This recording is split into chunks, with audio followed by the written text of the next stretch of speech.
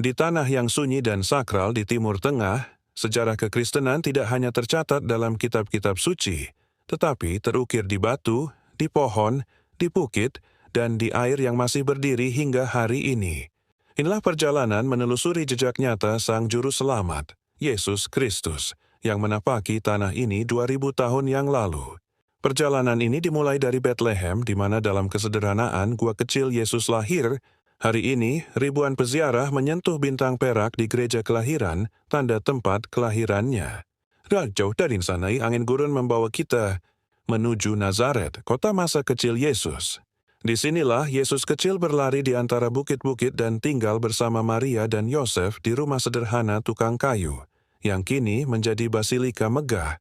Dari kota kecil itu, Yesus melangkah menuju Sungai Yordan, tempat Yohanes Pembaptis menundukkan kepalanya dan langit terbuka. Inilah anak yang kukasihi. Hingga kini, ribuan orang dibaptis di air yang sama.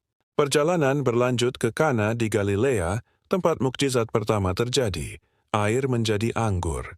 Sampai hari ini, tempat pesta pernikahan kuno masih berdiri sebagai saksi kuasanya. Di tepi Danau Galilea, angin lembut membelai permukaan air yang sama di mana Yesus berjalan di atasnya, menenangkan badai dan berkata, "Jangan takut."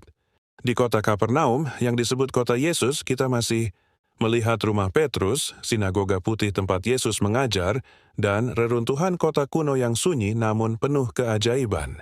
Di Bukit Sabda Bahagia, Yesus duduk di antara rumput hijau memandang ke danau, menyampaikan kata-kata yang mengguncang dunia. Berbahagialah orang yang membawa damai. Tidak jauh dari sana, di Tabga, Yesus memperbanyak 5 roti dan 2 ikan, memberi makan ribuan orang. Batu tempat Yesus duduk masih tersimpan dalam gereja. Peziarahan membawa kita ke Yeriko, kota tertua di dunia, di mana Yesus berdiri di bawah pohon ara Zakheus, yang masih tumbuh sampai sekarang, tempat pengampunan dan pemulihan diumumkan. Di Yerusalem, setiap langkah menjadi air mata. Di kolam Bethesda, Yesus menyembuhkan orang lumpuh. Di kolam Siloam, orang buta melihat terang.